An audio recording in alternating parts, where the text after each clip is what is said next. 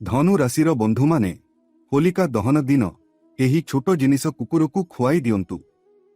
ଆପଣଙ୍କର ସାତ ଜୀବନର ଦାରିଦ୍ର୍ୟ ଦୂର ହୋଇଯିବ। ସମଗ୍ର ବିଷ୍ ଆପଣଙ୍କ ପାଦ ଚାଟିବ। ଆପଣ ଏତେ ଟଙ୍କା ରୋଜଗାର କରିବେ ଯେ ଏହାକୁ ରଖିବା ପାଇଁ ଆପଣଙ୍କୁ ଏକ ସିନ୍ଦୁର କିଣିବାକୁ ପଡ଼ିବ। ଏହା ସହିତ ଯଦି ଆପଣ କାହାର ପ୍ରେମ ଜିତିବାକୁ ଚାହୁଁଛନ୍ତି କିମ୍ବା କାହାକୁ ବିବାହ କରିବାକୁ ଚାହୁଁଛନ୍ତି ତାହା ମଧ୍ୟ ତୁରନ୍ତ ହୋଇଯିବ। ଆପଣ ଜଣେ ମହିଳାଙ୍କ ଖୁସି ଚାହାନ୍ତି, ବଙ୍ଗଳା, ଗାଡ଼ି ଚାହାନ୍ତି କିମ୍ବା ପିଲାମାନଙ୍କର ଖୁସି ଚାହାନ୍ତି, ତେବେ ଆପଣଙ୍କୁ ତୁରନ୍ତ ସବୁକିଛି ମିଳିବ। ଆପଣଙ୍କୁ କେବଳ ହୋଲିକା ଦହନ ଦିନ ଏହି ଛୋଟ ଜିନିଷ କୁକୁରକୁ ଖୁଆଇବାକୁ ପଡ଼ିବ। ହୋଲିକା ଦହନ ଦିନ ଚନ୍ଦ୍ରଗ୍ରହଣ ମଧ୍ୟ ଅଛି।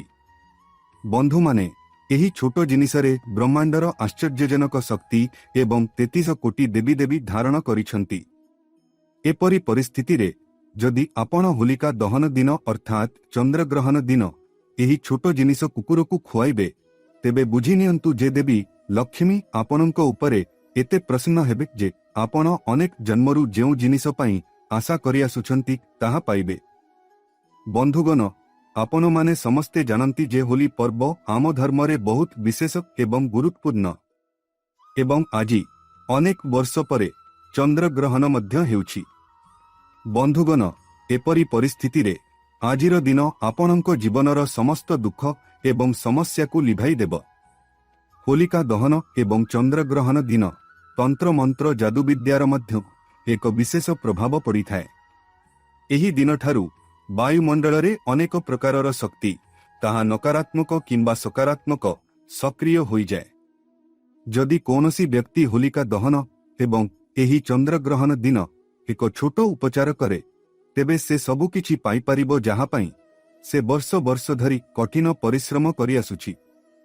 ଯଦି ଜଣେ ଭିକାରୀ ଏହି ଦିନ ଏହି ଉପଚାର କରେ, ତେବେ ସେ ମଧ୍ୟ ରାଜା ପରି ଜୀବନଯାପନ କରିପାରିବ, ଲକ୍ଷ ଲକ୍ଷ କୋଟି ଟଙ୍କାର ଋଣରୁ ମୁକ୍ତ ହୋଇପାରିବ ଏବଂ ସେହି ବ୍ୟକ୍ତିଙ୍କ ପରବର୍ତ୍ତୀ 7 ପିଢ଼ି ମଧ୍ୟ ନିଷ୍କ୍ରିୟ ନ ବସି ଧନ ଉପଭୋଗ କରିପାରିବ। ଏହା ସହିତ ଯଦି ଆପଣ ଶତ୍ରୁମାନଙ୍କ ଦ୍ୱାରା କଷ୍ଟ ପାଉଛନ୍ତି, ଶତ୍ରୁମାନଙ୍କ ଦ୍ୱାରା କରାଯାଇଥିବା ତନ୍ତ୍ର ମନ୍ତ୍ର ଦ୍ୱାରା କଷ୍ଟ ପାଉଛନ୍ତି କିମ୍ବା କଳା ଆଖି ଦ୍ୱାରା କଷ୍ଟ ପାଉଛନ୍ତି, ତେବେ ବନ୍ଧୁଗଣ, ଆପଣ ସେଥିରୁ ମଧ୍ୟ ସହଜରେ ମୁକ୍ତି ପାଇବେ। ଏହି ଦିନ ଅର୍ଥାତ୍ ହୋଲିକା ଦହନ ଏବଂ ଚନ୍ଦ୍ରଗ୍ରହଣ ଦିନ ଆପଣଙ୍କୁ କେବଳ ଏହି ଛୋଟ ଜିନିଷଟି କୁକୁରକୁ ଖାଇବାକୁ ଦେବାକୁ ପଡ଼ିବ, ତାହା ମଧ୍ୟ କାହାକୁ ନ କହି ଚୁପଚାପ। ବନ୍ଧୁଗଣ, ଆପଣମାନେ ସମସ୍ତେ ଜାଣନ୍ତି ଯେ କୁକୁର ଶନିଦେବଙ୍କର ସବୁଠାରୁ ପ୍ରିୟ ଏବଂ କୁକୁର ମଧ୍ୟ ବାବା ଭୈରବନାଥଙ୍କ ବାହନ। ଏବଂ ଏପରି ପରିସ୍ଥିତିରେ ହୋଲି ଏହା ଏକ ବିଶେଷ ଦହନ ଦିନ। 600 ବର୍ଷ ପରେ ଏହି ଦିନ ଚନ୍ଦ୍ରଗ୍ରହଣର ଛାୟା ପଡ଼ୁଛି। ଏହି ଚନ୍ଦ୍ରଗ୍ରହଣ ଏକ ଛୋଟ ଗ୍ରହଣ ନୁହେଁ। ବନ୍ଧୁଗଣ, ଏହା ସେହି ଦିନ ଯେଉଁଦିନ ଏହାର ପୂର୍ଣ୍ଣ ପ୍ରଭାବ ଆପଣଙ୍କ ଜୀବନ ଉପରେ ପଡ଼ିବ।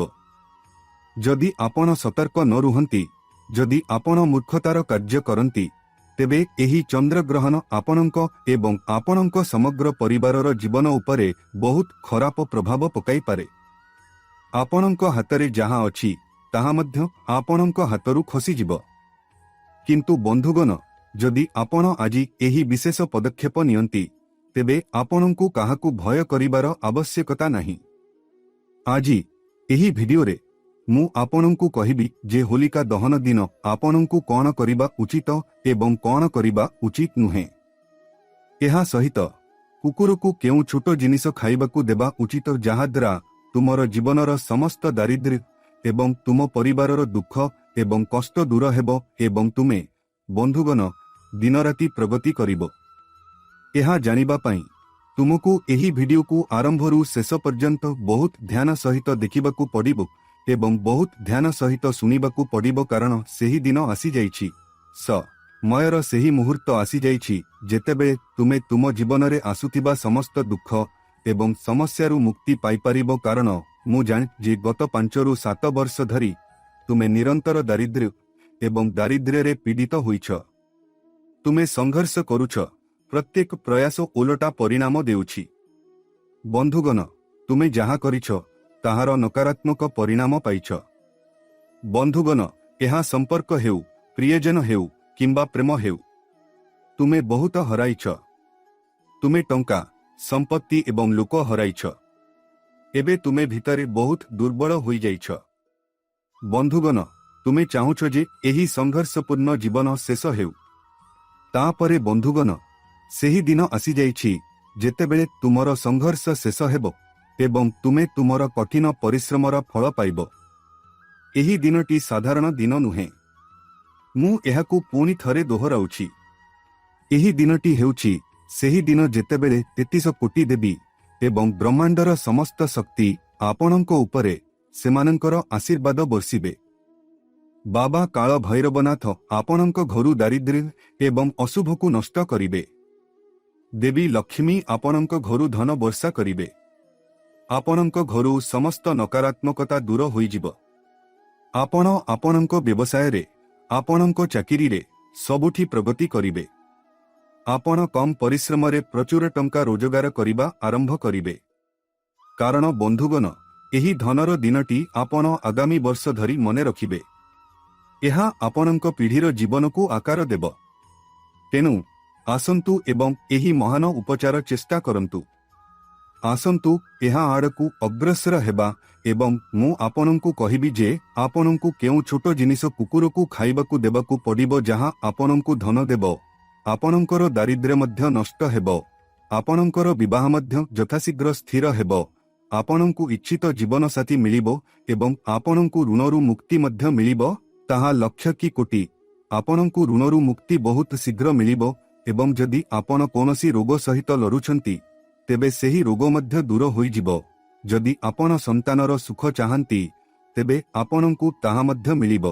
ତେଣୁ ଆସନ୍ତୁ ବନ୍ଧୁଗଣ, ପ୍ରଥମେ ବାଲାଜୀ ମହାରାଜଙ୍କ ପ୍ରକୃତ ଭକ୍ତମାନେ ସେମାନଙ୍କର ଅନୁରୋଧ ଦାଖଲ କରନ୍ତୁ ଏବଂ ଏହି ଭିଡିଓକୁ ନିଶ୍ଚିତ ଭାବରେ ଲାଇକ୍ କରନ୍ତୁ। ଏହାକୁ ଏବେ ମଧ୍ୟ ଲାଇକ୍ କରନ୍ତୁ। ଏହା ଆପଣଙ୍କ ଲୋକଙ୍କ ପାଇଁ ବିଶେଷ ଭାବରେ ତିଆରି କରାଯାଇଛି। ତେଣୁ ଭିଡିଓକୁ ଏବେ ଲାଇକ୍ କରନ୍ତୁ ଏବଂ କମେଣ୍ଟ ବାକ୍ସରେ ନିଶ୍ଚିତ ଭାବରେ ସତ୍ୟ ହୃଦୟ ଏବଂ ସତ୍ୟ ଭକ୍ତି ସହିତ 3 ଥର ଜୟ ବଜରଙ୍ଗବଳି, ଜୟ ବଜରଙ୍ଗବଳି, ଜୟ ବଜରଙ୍ଗବଳି ଲେଖନ୍ତୁ। ଆସନ୍ତୁ ଭିଡିଓ ଆରମ୍ଭ କରିବା ଏବଂ ଜାଣିବା ହୋଲିକା ଦହନ ଏବଂ ଚନ୍ଦ୍ରଗ୍ରହଣ ଦିନ ଆପଣଙ୍କୁ କ'ଣ କରିବା ଉଚିତ ଏବଂ କ'ଣ କରିବା ଉଚିତ ନୁହେଁ। କୁକୁରକୁ କ'ଣ ଖାଇବାକୁ ଦେବା ଉଚିତ ଏବଂ ଆପଣଙ୍କ ଜୀବନରେ ବର୍ଷ ବର୍ଷ ଧରି ଚାଲିଥିବା ଦୁର୍ଭାଗ୍ୟ ଦୂର କରିବା ଏବଂ ଧନ ଏବଂ ସମୃଦ୍ଧିର ପ୍ରଚୁରତା ପାଇଁ ଆପଣଙ୍କୁ କ'ଣ ସତର୍କତା ଅବଲମ୍ବନ କରିବାକୁ ପଡ଼ିବ। ଆସନ୍ତୁ ଶୁଣନ୍ତୁ ଏବଂ ଦେଖନ୍ତୁ କିଛି ବିଶେଷ ଜିନିଷ ପ୍ରତି ଧ୍ୟାନ ଦେବାକୁ ପଡ଼ିବ। ଏହି ଥର ହୋଲିକା ଦହନ ସହିତ ଚନ୍ଦ୍ରଗ୍ରହଣର ଏକ ଅତ୍ୟନ୍ତ ବିପଦପୂର୍ଣ୍ଣ ଏବଂ ଦୁର୍ଲଭ ସଂଯୋଗ ରହିଛି। ତେଣୁ ଏପରି ପରିସ୍ଥିତିରେ ବନ୍ଧୁଗଣ, ହୋଲିକା ଦହନ ପୂର୍ବରୁ ଯଦି ଆପଣଙ୍କ ଘରେ କୌଣସି ଭଙ୍ଗା ଜିନିଷ ଅଛି, ବିଶେଷ କରି କୌଣସି କାଠ ଜିନିଷ, ତେବେ ତାହାକୁ ଘରୁ ବାହାର କରିଦିଅନ୍ତୁ କିମ୍ବା ହୋଲିକାରେ ରଖନ୍ତୁ। ଏହା ଆପଣଙ୍କ ଘରୁ ଦାରିଦ୍ର୍ୟ ଦୂର କରିବ ଏବଂ ଆପଣଙ୍କ ଘରେ ସକାରାତ୍ମକତା ଆଣିବ। ବନ୍ଧୁଗଣ, ଯଦି ଆପଣଙ୍କ ଘରେ କାଚ ପାତ୍ର, କାଠ କିମ୍ବା କୌଣସି ଭଙ୍ଗା ଫର୍ଣ୍ଣିଚର ଭଳି ଅନେକ ଭଙ୍ଗା ଜିନିଷ ଅଛି, ତେବେ ସେଗୁଡ଼ିକୁ ବାହାର କରିଦିଅନ୍ତୁ କାରଣ ଏହି ଜିନିଷଗୁଡ଼ିକ ଘରେ ନକାରାତ୍ମକତା ଆଣେ। ବର୍ତ୍ତମାନ ଚନ୍ଦ୍ରଗ୍ରହଣ ଯୋଗୁଁ ଏହା ଏକ ଅତ୍ୟନ୍ତ ବିପଦପୂର୍ଣ୍ଣ ସମୟ। ବର୍ତ୍ତମାନ ଏହା ତନ୍ତ୍ର ମନ୍ତ୍ର, ତାନ୍ତ୍ରିକ ରୀତି, ଭୂତ ଏବଂ ଆତ୍ମାର ସମୟ। ତେଣୁ ଏପରି ପରିସ୍ଥିତିରେ ବିଶେଷ ଧ୍ୟାନ ଦିଅନ୍ତୁ ଯେ ଏପରି ଜିନିଷ ଘରେ ନ ରହିବା ଉଚିତ। ଆଉ ଦ୍ୱିତୀୟ କଥା, ଏହି ଭିଡିଓ ଦେଖିବା ପରେ ଏବେଠାରୁ ଆପଣଙ୍କୁ ଆପଣଙ୍କ ଘରେ ଗଙ୍ଗା ଜଳ ସିଞ୍ଚିବାକୁ ପଡ଼ିବ ଏବଂ ଘରେ କର୍ପୂର ଏବଂ ଲବଙ୍ଗ ଧୂଆଁ ଜାଳିବାକୁ ପଡ଼ିବ। ଏହି ଦୁଇଟି କାମ ଘରର ପ୍ରତ୍ୟେକ କୋଣରେ କରିବାକୁ ପଡ଼ିବ। କୋଠରୀର ପ୍ରତ୍ୟେକ କୋଣରେ କର୍ପୂର ଏବଂ ଲବଙ୍ଗ ଜଳାଇ ଗଙ୍ଗା ଜଳ ସିଞ୍ଚନ କରିବାକୁ ପଡ଼ିବ। ଏହା ଘରକୁ ପବିତ୍ର କରିବ। ତେଣୁ ଚନ୍ଦ୍ରଗ୍ରହଣ ଏବଂ ବ୍ରହ୍ମାଣ୍ଡର ଶକ୍ତିର ପ୍ରତିକାର ହୋଲିକା ଦହନରେ ଆପଣ ଯେକୌଣସି ପ୍ରତିକାର କରିବାକୁ ଯାଉଛନ୍ତି, କୁକୁରକୁ ଖାଇବାକୁ ଦେବାର ଚମତ୍କାରୀ ପ୍ରତିକାର, ଏସବୁ ତୁରନ୍ତ ଫଳାଫଳ ଦେବ ଏବଂ ରାସ୍ତାରେ କୌଣସି ବାଧା ଆସିବ ନାହିଁ। ଘର ସମ୍ପୂର୍ଣ୍ଣ ପବିତ୍ର ହୋଇଯିବ। ଏବେ ବନ୍ଧୁଗଣ, ମୁଁ ଆପଣଙ୍କୁ ପ୍ରତିକାର କହୁଛି। ଧ୍ୟାନ ଦେଇ ଶୁଣନ୍ତୁ। ମୁଁ ଜାଣେ ଯେ ଆପଣଙ୍କ ମଧ୍ୟରୁ ଅନେକଙ୍କର ଧନ ସମ୍ପଦ ସହିତ ବହୁତ ସମସ୍ୟା ଅଛି। ଟଙ୍କା ବିନା ଜୀବନ ଅର୍ଥହୀନ। ବନ୍ଧୁଗଣ, ସବୁକିଛି ପାଇଁ ଟଙ୍କା ଆବଶ୍ୟକ। ଯଦି ଆପଣ ବଞ୍ଚିବାକୁ ଚାହାନ୍ତି ତେବେ ଆପଣଙ୍କୁ ଟଙ୍କା ଆବଶ୍ୟକ। ନିଜକୁ ଖାଇବାକୁ ଟଙ୍କା ଆବଶ୍ୟକ। ଆପଣଙ୍କ ପିଲାମାନଙ୍କର ଚାହିଦା ପୂରଣ କରିବା ପାଇଁ ଟଙ୍କା ଆବଶ୍ୟକ। ସେମାନଙ୍କୁ ସ୍କୁଲ ପଠାଇବା ପାଇଁ ଟଙ୍କା ଆବଶ୍ୟକ। ସେଠାରେ ମଧ୍ୟ ଡାକ୍ତରଖାନାରେ ଟଙ୍କା ଆବଶ୍ୟକ ହେବ। ସରକାରୀ ଡାକ୍ତରଖାନା ବିନା ଆପଣଙ୍କୁ କୌଣସି ଚିକିତ୍ସା ମିଳିବ ନାହିଁ। ତୁମେ ଘର ଘର ବୁଲିବ, କିନ୍ତୁ ଯଦି ତୁମ ପାଖରେ ଟଙ୍କା ଅଛି ତେବେ ତୁମେ ଏକ ଘରୋଇ ହସ୍ପିଟାଲରେ ସମସ୍ତ ସୁବିଧା ପାଇବ। ତେଣୁ ଖୁସି ରହିବା ପାଇଁ ଟଙ୍କା ବହୁତ ଗୁରୁତ୍ୱପୂର୍ଣ୍ଣ। ଟଙ୍କା ଆବଶ୍ୟକ। ତୁମେ କଠିନ ପରିଶ୍ରମ କରି କିପରି ଟଙ୍କା ପାଇବ? ନା, ତୁମକୁ କଠିନ ପରିଶ୍ରମ କରିବାକୁ ପଡ଼ିବ। କିନ୍ତୁ ବହୁତ ଲୋକ ଅଛନ୍ତି ଯେଉଁମାନେ ସକାଳରୁ ସନ୍ଧ୍ୟା ପର୍ଯ୍ୟନ୍ତ କଠିନ ପରିଶ୍ରମ କରନ୍ତି, କିନ୍ତୁ ଯାହା ହୁଏ ତାହା କିଛି ନୁହେଁ। କିଛି ଟଙ୍କା ତୁମ ହାତରେ ଆସେ ଏବଂ ତାହା ମଧ୍ୟ ଚାଲିଯାଏ।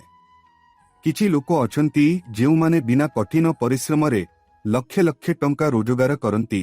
ହଁ, ଅଳ୍ପ ପରିଶ୍ରମରେ ସେମାନେ ମାସକୁ କୋଟି କୋଟି ଟଙ୍କା ରୋଜଗାର କରନ୍ତି। ବନ୍ଧୁଗଣ, ଏପରି ଲୋକ ମଧ୍ୟ ଅଛନ୍ତି। ତେବେ ସେମାନେ ଏତେ ଟଙ୍କା କାହିଁକି ରୋଜଗାର କରିପାରନ୍ତି ଏବଂ ତୁମେ ତାହା ରୋଜଗାର କରିପାରୁନାହଁ? ତୁମର କାହିଁକି କିଛି ଅସୁବିଧା ଅଛି? ନା, କୌଣସି ଭୁଲ ନାହିଁ। ଭଗବାନ ସମସ୍ତଙ୍କୁ ଏହି ପୃଥିବୀକୁ ସମାନ ଭାବରେ ପଠାଇଛନ୍ତି। ବନ୍ଧୁଗଣ, ସେମାନଙ୍କର ଭାଗ୍ୟ ଭଲ କାରଣ ସେମାନେ ଚନ୍ଦ୍ରଗ୍ରହଣ ଏବଂ ହୋଲିକା ଭଳି କିଛି ପଦକ୍ଷେପ ନେଇଛନ୍ତି। ସେମାନେ କିଛି ଜିନିଷର ବିଶେଷ ଧ୍ୟାନ ଦେଇଛନ୍ତି ଯାହା ସେମାନଙ୍କ ଜୀବନରେ ଦେବୀ ଲକ୍ଷ୍ମୀଙ୍କ ଆଶୀର୍ବାଦ ଆଣିଛି, କିନ୍ତୁ ତୁମେ ତାହା କରିନାହଁ। ଏବେ ଯଦି ତୁମେ ଏହା କର, ବନ୍ଧୁଗଣ, ତୁମେ ସବୁକିଛି ପାଇବ। ଧନ ପାଇଁ ମୁଁ ତୁମକୁ ଗୋଟିଏ କଥା କହିବି ଯାହା ତୁମକୁ କୁକୁରକୁ ଖାଇବାକୁ ଦେବାକୁ ପଡ଼ିବ। ଏହାପରେ ଯଦି କେହି ରକ୍ତଚାପ, ମଧୁମେହ, କିଡନୀ ରୋଗ, କର୍କଟ ରୋଗ କିମ୍ବା ଅନ୍ୟ କୌଣସି ରୋଗ ପରି ଗମ୍ଭୀର ରୋଗରେ ପୀଡ଼ିତ, ତେବେ ତୁମେ ସେଥିରୁ ମଧ୍ୟ ମୁକ୍ତି ପାଇବ। ତୃତୀୟ କଥା ହେଉଛି ଋଣ। ହଁ, ଯଦି ତୁମର ଜୀବନରେ ବହୁତ ଋଣ ଅଛି ଏବଂ ଋଣ କିସ୍ତି ଦେଇ ଥକି ଯାଇଛି, ତେବେ ଏହି ଋଣୀ ପ୍ରତିଦିନ ତୁମ ଘରକୁ ଋଣ ମାଗିବାକୁ ଆସୁଛି, ତଥାପି ଋଣ ପରିଶୋଧ ହେଉନାହିଁ। ତେଣୁ ଏଥିପାଇଁ ମଧ୍ୟ ଚନ୍ଦ୍ରଗ୍ରହଣ ପାଇଁ ଏକ ବିଶେଷ ଉପଚାର ଅଛି। ବିବାହ ଏବଂ ପ୍ରେମ ପାଇଁ ସମସ୍ତ ପ୍ରକାରର ଉପଚାର ସହିତ ଉପଚାର ମଧ୍ୟ ଅଛି। ବନ୍ଧୁଗଣ, ତେଣୁ ଶେଷ ପର୍ଯ୍ୟନ୍ତ ରୁହନ୍ତୁ। ବନ୍ଧୁଗଣ, ମୁଁ ଆପଣମାନଙ୍କୁ ସମସ୍ତଙ୍କ ପାଇଁ ଏକ ମହାନ ଉପଚାର କହିବି। ପରିବାରରେ ସମ୍ମାନ ପାଇବା ପାଇଁ, ଶାନ୍ତି ପାଇବା ପାଇଁ, ସନ୍ତାନମାନଙ୍କର ଖୁସି ପାଇବା ପାଇଁ ଆରମ୍ଭରୁ ଶେଷ ପର୍ଯ୍ୟନ୍ତ ରୁହନ୍ତୁ, କାରଣ ଏହା ହୋଲିକା ଦହନ ଏବଂ ଚନ୍ଦ୍ରଗ୍ରହଣର ଦିନ ଏବଂ ବିଭିନ୍ନ ଜିନିଷ ପାଇଁ ବିଭିନ୍ନ ଉପଚାର ଅଛି। ବନ୍ଧୁଗଣ, ତେଣୁ ବିଶେଷ କରି ଆପଣଙ୍କୁ ଶେଷ ପର୍ଯ୍ୟନ୍ତ ମୋ ସହିତ ରହିବାକୁ ପଡ଼ିବ। କ'ଣ କରିବେ? ବହୁତ ଧ୍ୟାନ ସହିତ ଶୁଣ। ପ୍ରଥମ ଉପଚାର ହେଉଛି ବନ୍ଧୁଗଣ, ଯେଉଁମାନେ ବିବାହ କରୁନାହାନ୍ତି, ଯେଉଁମାନେ ଦୀର୍ଘ ସମୟ ଧରି ବିବାହ ପାଇଁ ଆଗ୍ରହୀ, ଏକ ଇଚ୍ଛିତ ଜୀବନସାଥୀ ଚାହାନ୍ତି, ଯାହାଙ୍କୁ ସେମାନେ ଭଲ ପାଆନ୍ତି କିମ୍ବା ଯାହାକୁ ଭଲ ପାଆନ୍ତି ତାଙ୍କୁ ବିବାହ କରିବାକୁ ଚାହାନ୍ତି, ସେମାନେ ମଧ୍ୟ ସେମାନଙ୍କ ପ୍ରେମରେ ପାଗଳ ହେବା ଉଚିତ। ଯଦି ସେମାନଙ୍କ ପରିବାର ସଦସ୍ୟ ରାଜି ନ ହୁଅନ୍ତି, ତେବେ ଯଦି ପରିବାର ସଦସ୍ୟ ରାଜି ହୁଅନ୍ତି, ତେବେ ମୁଁ ଆପଣଙ୍କୁ ଏକ ଉପଚାର କହୁଛି। ଆପଣ ଯାହାକୁ ଭଲ ପାଆନ୍ତି ତାଙ୍କ ସହିତ ବିବାହ କରିବେ। ସେହି ବ୍ୟକ୍ତି ପ୍ରେମରେ ପଡ଼ିଯିବେ, ଏହା ନିଶ୍ଚିତ। ପ୍ରତିକାର କ'ଣ? ଧ୍ୟାନ ସହିତ ଶୁଣନ୍ତୁ। ହୋଲିକା ଦହନ ଦିନ ଆପଣଙ୍କ ଘରେ କ୍ଷୀର ତିଆରି କରିବାକୁ ପଡ଼ିବ। ବନ୍ଧୁଗଣ, ହଁ, ଘରର ଯେକୌଣସି ମହିଳାଙ୍କୁ କ୍ଷୀର ତିଆରି କରିବାକୁ କୁହନ୍ତୁ। ତୁମକୁ ଶାଗ କ୍ଷୀର ତିଆରି କରିବାକୁ ପଡ଼ିବ। ବନ୍ଧୁଗଣ, କ୍ଷୀର ତିଆରି କରି ସେଥିରେ ଟିକେ ପକାଇ ଦିଅ।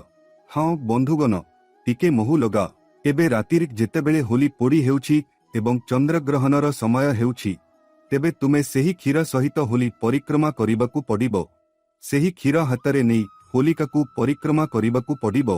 ପରିକ୍ରମା କରିବା ସମୟରେ ତୁମେ ଯାହାକୁ ଭଲ ପାଅ ଏବଂ ତୁମର ମନରେ ବିବାହ କରିବାକୁ ଚାହୁଁଛ, ତାକୁ ଆଣି ଭଗବାନଙ୍କୁ କୁହ।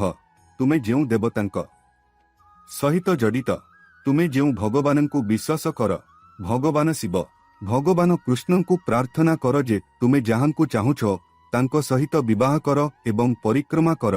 ତୁମକୁ ପ୍ରାୟ 7ଟି ପରିକ୍ରମା କରିବାକୁ ପଡ଼ିବ। ପରିକ୍ରମା କରିବା ପରେ ଏବେ ହୋଲିକାରେ ଟିକେ କ୍ଷୀର ଲଗାଅ। ହୋଲିକା ଉପରେ ଟିକେ କ୍ଷୀର ଲଗାଅ, ଟିକେ ଛିଞ୍ଚ ଏବଂ ତାପରେ ବାକି କ୍ଷୀର ଗୋଟିଏ କଳା କୁକୁରକୁ ଖୁଆଇ ଦିଅ। ହଁ ବନ୍ଧୁଗଣ, ବାକି କ୍ଷୀର କୁକୁରମାନଙ୍କୁ ଖୁଆଇ ଦିଅ, ନିଜେ ଖାଅ ନାହିଁ, କୁକୁରମାନଙ୍କୁ ଖୁଆଇ ଦିଅ। ବନ୍ଧୁଗଣ, ଏହା ସହିତ କ'ଣ ହେବ? ଯାହା ତୁମର ପ୍ରେମରେ ବାଧା ସୃଷ୍ଟି କରୁଛି, ଯାହା ଯୋଗୁଁ ତୁମେ ବିବାହ କରିପାରୁନାହଁ, ଚନ୍ଦ୍ରଗ୍ରହଣର ପ୍ରଭାବ ହେତୁ ସେହି ପ୍ରତିବନ୍ଧକ ଦୂର ହୋଇଯିବ। କୁକୁର କ୍ଷୀର ଖାଇବା ମାତ୍ରେ ଆପଣଙ୍କ ସାମ୍ନାରେ ଥିବା ପ୍ରତିବନ୍ଧକ ଦୂର ହୋଇଯିବ ଏବଂ ବହୁତ ଶୀଘ୍ର, ହଁ ବନ୍ଧୁଗଣ, ବହୁତ ଶୀଘ୍ର ଆପଣ ଏହାର ଫଳାଫଳ ଦେଖିବେ। ଆପଣ ଦେଖିବେ ଯେ ବହୁତ ଶୀଘ୍ର ଆପଣ ଯାହାକୁ ଭଲ ପାଆନ୍ତି ତାଙ୍କ ସହିତ ବିବାହ କରିବେ ଏବଂ ସେହି ବ୍ୟକ୍ତି ମଧ୍ୟ ପ୍ରେମରେ ପଡ଼ିଯିବେ। ତେଣୁ ଏହି ଉପାୟ ଚେଷ୍ଟା କରନ୍ତୁ। ବର୍ତ୍ତମାନ ପରବର୍ତ୍ତୀ କଥା ହେଉଛି ରୋଗ ପାଇଁ। ହଁ ବନ୍ଧୁଗଣ, ଆଜିକାଲି ଅନେକ ଲୋକ ରୋଗ ସହିତ ଲଢ଼ୁଛନ୍ତି, କିମ୍ବା ଯେଉଁ ବନ୍ଧୁମାନେ କୌଣସି ରୋଗ ସହିତ ଲଢ଼ୁଛନ୍ତି ନାହିଁ, ସେମାନେ ମଧ୍ୟ ଏହି ଉପାୟ ଚେଷ୍ଟା କରିବା ଉଚିତ। ଏହାଦ୍ୱାରା କ'ଣ ହେବ ଯେ ଭବିଷ୍ୟତରେ କୌଣସି ରୋଗ ଆପଣଙ୍କୁ ହଇରାଣ କରିବ ନାହିଁ। ସ୍ୱାସ୍ଥ୍ୟ ସମ୍ବନ୍ଧୀୟ କୌଣସି ସମସ୍ୟା ଆପଣଙ୍କୁ ହଇରାଣ କରିବ ନାହିଁ। ତେବେ ଏହାର ପ୍ରତିକାର କ'ଣ? ଧ୍ୟାନ ଦେଇ ଶୁଣନ୍ତୁ। ହୋଲିକା ଦହନ ଏବଂ ଚନ୍ଦ୍ରଗ୍ରହଣ ଦିନ ଆପଣଙ୍କୁ ଏହି ଉପାୟ କରିବାକୁ ପଡ଼ିବ। ବନ୍ଧୁଗଣ, ଆପଣଙ୍କୁ ବଜାରରୁ ଏକ ନଡ଼ିଆ ଆଣିବାକୁ ପଡ଼ିବ। ବନ୍ଧୁଗଣ, ବଜାରରୁ ପାଣି ଭର୍ତ୍ତି ଏକ ନଡ଼ିଆ ଆଣନ୍ତୁ। ଆପଣଙ୍କୁ ସେହି ନଡ଼ିଆକୁ ଆପଣଙ୍କ ମୁଣ୍ଡରୁ ପାଦ ପର୍ଯ୍ୟନ୍ତ 21 ଥର ଉଠାଇବାକୁ ପଡ଼ିବ। ବନ୍ଧୁଗଣ, ଆପଣଙ୍କୁ ଏହାକୁ ମୁଣ୍ଡରୁ ପାଦ ପର୍ଯ୍ୟନ୍ତ 21 ଥର ଉଠାଇବାକୁ ପଡ଼ିବ ଏବଂ ତାପରେ ରାତିରେ ହୋଲିକା ଦହନ ହେଲେ ହୋଲିକାର ପ୍ରାୟ 21 ଘେରା କରନ୍ତୁ। ନଡ଼ିଆ ସହିତ 21 ଘେରା କରନ୍ତୁ ଏବଂ ମନରେ ସ୍ୱାସ୍ଥ୍ୟର ଦେବତାଙ୍କୁ ସ୍ମରଣ କରନ୍ତୁ। ସ୍ୱାସ୍ଥ୍ୟର ଦେବତା, ଯେଉଁମାନେ ଆମ ଶରୀରକୁ ସୁସ୍ଥ ରଖିବାର ଦେବତା, ଯାହାକୁ ଆମେ ଆରୋଗ୍ୟ ଦେବତା ବୋଲି କହିଥାଉ, ଯିଏ ଆମକୁ ରୋଗରୁ ରକ୍ଷା କରନ୍ତି, ଆମେ ସେମାନଙ୍କୁ ଆରୋଗ୍ୟ ଦେବତା ବୋଲି କହିଥାଉ। ତେଣୁ 21 ପରିକ୍ରମା କର ଏବଂ ତୁମର ଯେକୌଣସି ସମସ୍ୟା ଅଛି ସେହି ସମସ୍ୟାକୁ ଦୂର କରି ମୋତେ ସର୍ବଦା ସୁସ୍ଥ ରଖିବା ପାଇଁ ଭଗବାନଙ୍କୁ ପ୍ରାର୍ଥନା କର ଏବଂ ତାପରେ 21 ପରିକ୍ରମା କରିବା ପରେ ସେହି ନଡ଼ିଆକୁ ହୋଲିକାରେ ଚଢ଼ାଅ। ଏହା ସହିତ ତୁମ ଜୀବନରେ ଯାହା ବି ସ୍ୱାସ୍ଥ୍ୟ ସମ୍ବନ୍ଧୀୟ ସମସ୍ୟା ଆସୁଛି, ଯଦି ତୁମର ପାଦ ଯନ୍ତ୍ରଣା ହେଉଛି, ତୁମର ଆଣ୍ଠୁ ଯନ୍ତ୍ରଣା ହେଉଛି, କିଡନୀ ସମସ୍ୟା, କର୍କଟ ସମସ୍ୟା, ରକ୍ତଚାପ, ସୁଗାର ଅଛି, ବନ୍ଧୁଗଣ, ନିଶ୍ଚିତ ରୁହ ଯେ ଆରୋଗ୍ୟ ଦେବତାର ବିଶେଷ ଆଶୀର୍ବାଦ ରହିବ। ଯେତେବେଳେ ଚନ୍ଦ୍ରଗ୍ରହଣର ଛାୟାରେ ହୋଲିକା ଦହନରେ ସେହି ନଡ଼ିଆ ଜଳିବ, ସେହି ନଡ଼ିଆ ମାଧ୍ୟମରେ ତୁମର ଶରୀରର ସମସ୍ତ ନକାରାତ୍ମକତା ହୋଲିକାରେ ଜଳି ପାଉଁଶ ହୋଇଯିବ ବନ୍ଧୁଗଣ, ଏବଂ ଏହା ତୁମର ସ୍ୱାସ୍ଥ୍ୟ ଉପରେ ଗଭୀର ପ୍ରଭାବ ପକାଇବ। ଯେତେବେଳେ ହୋଲିକାର ଅଗ୍ନି ତୁମ ଶରୀରକୁ ସ୍ପର୍ଶ କରିବ, ତୁମେ ଦେଖିବ ଯେ ତୁମର ସମସ୍ତ ସମସ୍ୟା ମଧ୍ୟ ନଷ୍ଟ ହୋଇଯିବ, ତୁମର ସ୍ୱାସ୍ଥ୍ୟ ବହୁତ ଭଲ ହେବ। ଏବେ ପରବର୍ତ୍ତୀ କଥା ହେଉଛି ବନ୍ଧୁଗଣ, ଧନ ଖୋଜ। ସମସ୍ତେ ଅପାର ଧନ ଚାହାନ୍ତି, କିଏ ଚାହେଁ ନାହିଁ?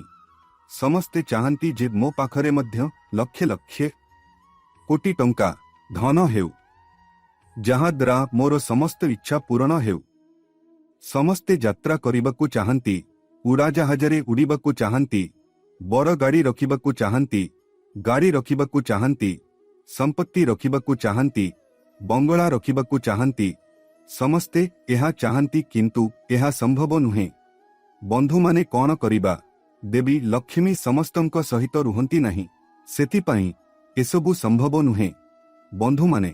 କିନ୍ତୁ ଏବେ ମୁଁ ତୁମକୁ ଏକ ସମାଧାନ କହିବି, ଯାହାଦ୍ୱାରା ତୁମେ କିଛି ଦିନ ମଧ୍ୟରେ ଏସବୁ ପାଇଯିବ। ସମାଧାନ କ'ଣ? ଏହା ଏକ ବହୁତ ସହଜ ସମାଧାନ ବନ୍ଧୁଗଣ। ଏହି ସମାଧାନରେ ବହୁତ ଶକ୍ତି ଅଛି ବନ୍ଧୁଗଣ। ଚନ୍ଦ୍ରଗ୍ରହଣ ଏବଂ ବ୍ରହ୍ମାଣ୍ଡର ସମସ୍ତ ଶକ୍ତି ଏଥିରେ ଅନ୍ତର୍ଭୁକ୍ତ। ସମସ୍ତ ଶକ୍ତି ଅନ୍ତର୍ଭୁକ୍ତ। କ'ଣ କରିବାକୁ ପଡ଼ିବ ବନ୍ଧୁଗଣ? ଏତେ ଟଙ୍କା ଆସିବ ଯେ ଭଣ୍ଡାରରେ ସ୍ଥାନ ମଧ୍ୟ କମ୍ ହୋଇଯିବ। ତୁମ ସହିତ ଫୁଲର ଦାରିଦ୍ର୍ୟ ଦୂର ହୋଇଯିବ। ସମାଧାନ କ'ଣ? ବହୁତ ଧ୍ୟାନ ଦେଇ ଶୁଣ ବନ୍ଧୁଗଣ। ତୁମକୁ ଏହି ସମାଧାନ ବହୁତ ଧ୍ୟାନ ସହିତ କରିବାକୁ ପଡ଼ିବ ବନ୍ଧୁଗଣ। ଆମକୁ ବିସ୍ତାର ଭାବରେ ଜଣାଅ ବନ୍ଧୁଗଣ। ତୁମକୁ 7ଟି ରୁଟି ତିଆରି କରିବାକୁ ପଡ଼ିବ। ହଁ ବନ୍ଧୁଗଣ, ତୁମ ଘରେ 7ଟି ଗୋଲ ରୁଟି ତିଆରି କରିବାକୁ ପଡ଼ିବ। ସେହି 7ଟି ରୁଟିରେ ସୋରିଷ ତେଲ ଲଗାଇବାକୁ ପଡ଼ିବ ବନ୍ଧୁ କରିବା ପରେ ସେଥିରେ ସୋରିଷ ତେଲ ଏବଂ ପ୍ରତ୍ୟେକ ରୁଟିରେ ଟିକେ ଗୁଡ଼ ଲଗାଅ।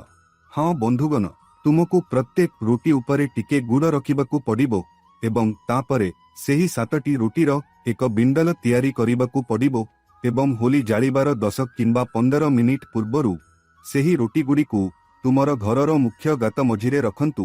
କେବଳ ଏହାକୁ ସେଠାରେ ରଖନ୍ତୁ ମଧ୍ୟଭାଗ ଏବଂ ଏକ ପାତ୍ର ପାଣି ପୂର୍ଣ୍ଣ କରନ୍ତୁ। ଏକ ପାତ୍ର ପାଣି ପୂର୍ଣ୍ଣ କରନ୍ତୁ ଏବଂ ଉଭୟକୁ ପାଖରେ ରଖନ୍ତୁ। ସେହି ପାତ୍ର ପାଣିରେ କିଛି ଚାଉଳ ରଖନ୍ତୁ। ଏହାପରେ କିଛି ଚାଉଳ ରଖନ୍ତୁ। 2ଟି ଜିନିଷ ରୁଟି ଏବଂ ପାଣି ଘରର ମୁଖ୍ୟ ଗାତରେ 15 ମିନିଟ୍ ପାଇଁ ରହିବାକୁ ଦିଅନ୍ତୁ। ଏହାପରେ ତୁମେ ସମସ୍ତେ ଏହି ରୁଟିଗୁଡ଼ିକୁ ସେହି ସ୍ଥାନକୁ ନେଇଯାଅ ଯେଉଁଠାରେ ହୋଲି ପୋଡ଼ାଯାଉଛି ଏବଂ ସେହି ପାତ୍ର ପାଣିକୁ ସାଙ୍ଗରେ ନେଇଯାଅ। ପ୍ରାୟ 7 ଘେରା କରନ୍ତୁ। ଗୋଟିଏ ହାତରେ ରୁଟି, ଗୋଟିଏ ହାତରେ ପାଣି ଏବଂ ହୋଲିକାକୁ 7 ଥର ପରିକ୍ରମା କରନ୍ତୁ।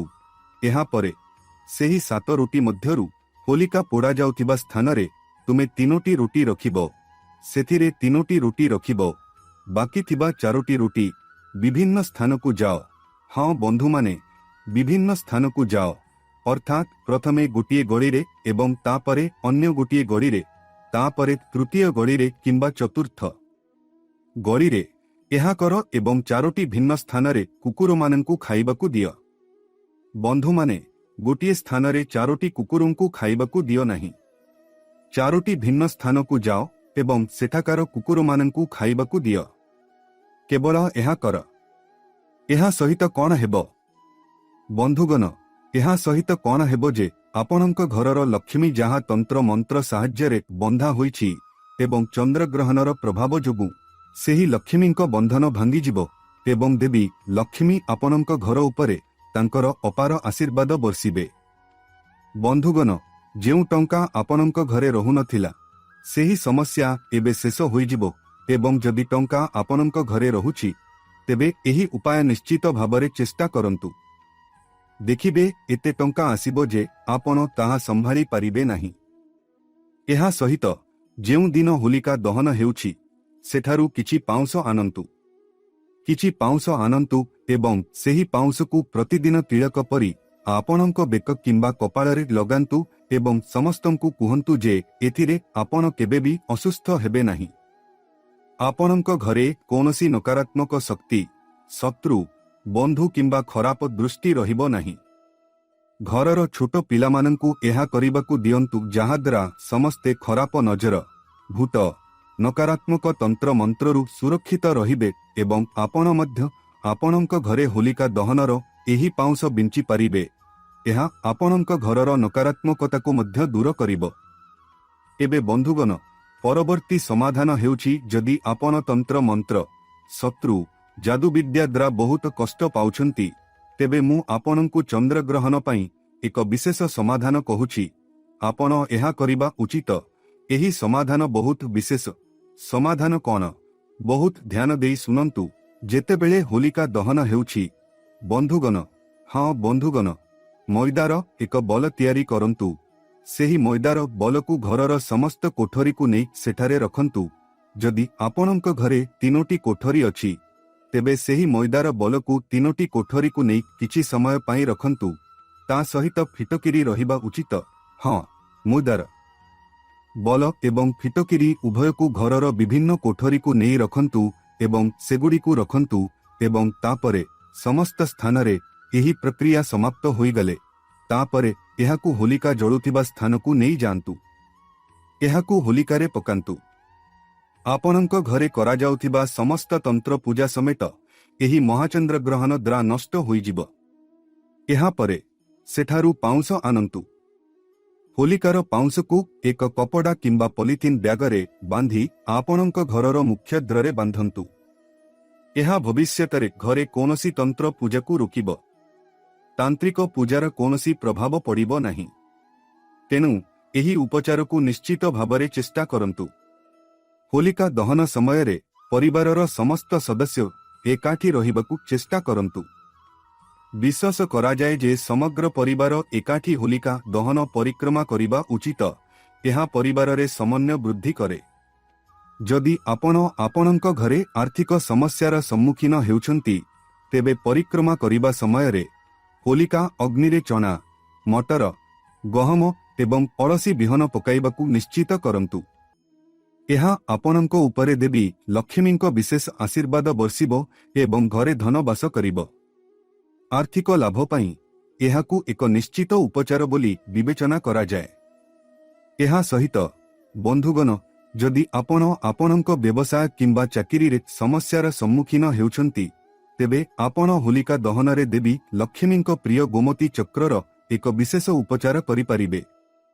ଏହା ବିଶ୍ୱାସ କରାଯାଏ ଯେ ହୋଲିକା ଦହନ ଏବଂ ଚନ୍ଦ୍ରଗ୍ରହଣର ଏହି ମହାନ ରାତିରେ 21 ଗୋମତୀ ଚକ୍ର ଶିବଲିଙ୍ଗ ଦେବତାଙ୍କୁ ଅର୍ପଣ କରିବା ଦ୍ୱାରା ବ୍ୟବସାୟ ବୃଦ୍ଧି ହୁଏ।